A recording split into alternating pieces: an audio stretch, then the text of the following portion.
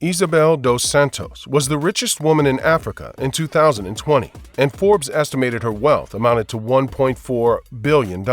Her story begins in the Republic of Angola, a country on the west coast of southern Africa. Her journey to wealth started in 1974, just 2 years after dos Santos was born. Her father, José dos Santos, was put in charge of the Republic of Angola's foreign affairs. José, born in 1942, served his native Angola in the military and low political positions. He used this experience to climb the political ladder in just 5 years. However, the ladder he climbed was on fire and covered by political opponents involved in a civil war to control Angola. José just so happened to come out on top. In 1979, he was elected to the head of Angola's armed forces, and later that year, the entire nation. The young nation was supposed to hold democratic elections, but José didn't leave office until 2017. On one occasion in 2001, José promised the people he would step down. However, when election day came around, José won anyway and served 16 more years as president of Angola. Helping him run the show were his 3 children, of which Isabel was the oldest and most ambitious. By being the dictator's oldest child, Isabel was under tight pressure to do her part in governing Angola. Although she was never elected by any Angolans, dos Santos was appointed to the head of an Angolan oil company in 2016. Many in the Angolan media saw the move as corrupt nepotism. On the other hand, Isabel was actually more qualified than most, at least on paper. Her parents, José and Tatiana, sent their daughter to a prestigious school in London, where a young dos Santos received one of the best educations planet Earth had to offer. Dos Santos got to work right out of school, using her father's connections to enter the business world on behalf of her fellow Angolans. One of her biggest partners was the Portuguese. Ironically, Portugal used to govern Angola as their colonial rulers, but kept close ties with their former subjects through tight economic relationships. Dos Santos helped keep these relationships strong by investing millions into Portuguese businesses. She's pumped money into their telecommunications industry, fashion, and retail. Dos Santos also acquired companies and invested capital into others, making herself millions of dollars down the road as her investments grew.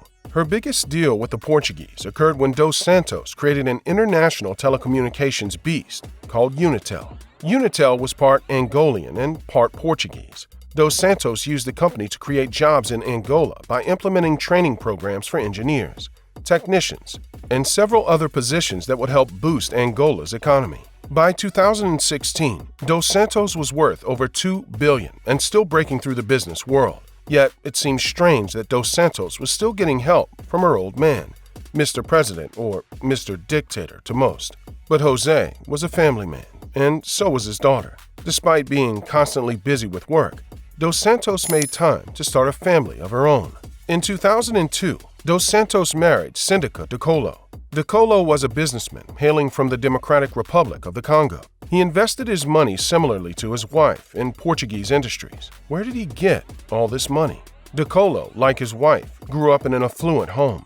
His father was a millionaire who made his fortune from banking in European markets. The rich tend to marry rich, and the Dos Santos family was no exception. Dikolo and his wife made a great team, spending their family's money on smart investments in Portugal and Angola. It was a match made in heaven. Eventually, Dos Santos' success caught the attention of Forbes magazine. Since most billionaires are usually white men, the business media giant decided to write a piece on Dos Santos, the richest woman in Africa.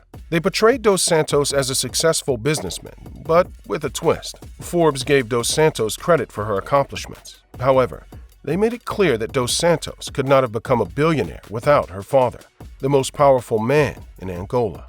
Her father gifted Dos Santos an oil company in the same way regular dads would buy their kids a Toyota or an outdoor swing set. Her journey to become a billionaire seemed like a classic case of socioeconomic privilege. But Dos Santos was much more than privileged. Forbes and everyone else were making the wrong assumptions and asking the wrong questions. The most important question being, where did she get her initial investment capital? One group of journalists finally asked the question and dug up some shocking answers. The International Consortium of Investigative Journalists, or ICIJ, is a network of 280 journalists who communicate across borders to take down corrupt governments and stop crime. they decided to investigate Dos Santos and her business operations. The question of where she got her investment capital lingered over Dos Santos' business like a puffy white cloud, until the ICIJ blew the cloud away with the now infamous Luanda leaks. After years of digging, the ICIJ published a report in January 2020 they dubbed the Luanda leaks, after the capital city of Angola. The report revealed information that, if proved true in court, would cost Dos Santos her entire fortune. Coincidentally or not, her principal money manager mysteriously died in her garage 3 days after the report was published. Nuno Ribeira da Cunha was a professional banker and Dos Santos' private money manager. If there was anyone who could potentially testify against Dos Santos, providing a jury a deep dive into the richest woman in Africa's finances, it was Cunha. His death, though tragic, would appear to be advantageous for Dos Santos. However, the tragedy didn't stop Dos Santos from taking serious heat over the report. The heat came from the Angolan government freezing all her assets, even the assets she owned in Portugal, resulting in Dos Santos losing her long-held billionaire status. She went from 10 figures to 0. But why? What kind of crime did Dos Santos commit to warrant such drastic legal action? Well, as it turns out, the capital Dos Santos used to invest with over the past couple of decades didn't belong to her.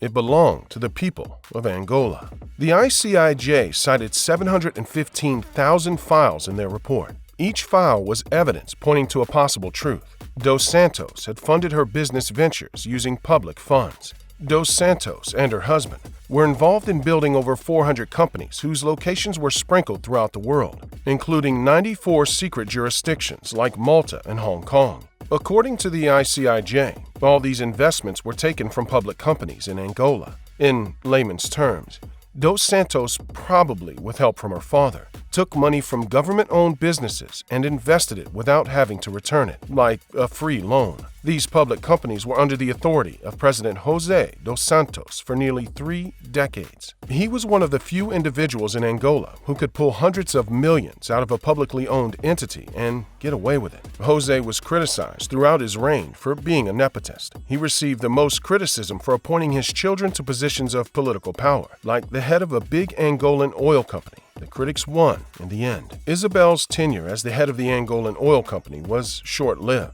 After her father José finally stepped down in 2017, the new president, João Lourenço, fired Dos Santos. President João also canned José's other children, who he put in positions of great power. The Dos Santos era was over. If the Luanda leaks had been released 4 or 5 years earlier, José would have most likely swept the whole issue under the rug. However, the new president knew he had to go after Dos Santos. In addition to freezing Isabel's assets, the Angolan government froze Dakolo's assets as well. They covered all of Dos Santos' bases, except a relationship with the United Arab Emirates. The UAE was one of the few countries still willing to take Dos Santos in. The UAE was also the place where Dakolo died months before. His death was like something out of a campy movie. On a sunny afternoon in late October 2020, under the sparkling ocean waves of Dubai, Dakolo dived down to the ocean floor without any scuba equipment. The practice is called freediving.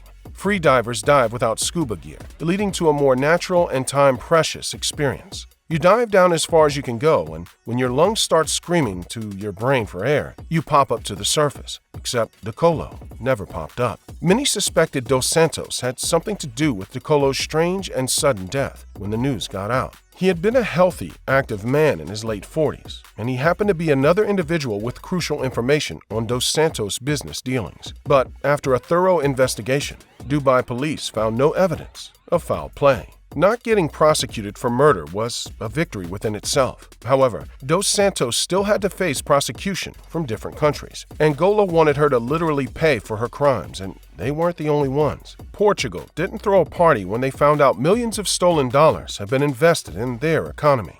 The Portuguese business took the case to a Dutch court, which ordered Dos Santos to pay out $500 million in restitution. Contrary to the evidence and guilty court verdicts, Dos Santos still believes she's innocent. She has repeatedly claimed the legal attack on her is a political witch hunt and isn't based in reality. For example, immediately after her assets were frozen, the former first daughter of Angola posted a photo on Twitter ensuring the public of her innocence. As Dos Santos continues to be prosecuted by her former country, her future looks bleaker with every swing of the gavel, regardless of how innocent she claims to be. Click to watch one of these next videos and let us know in the comments section whether or not you think the Dos Santos family is hiding even more money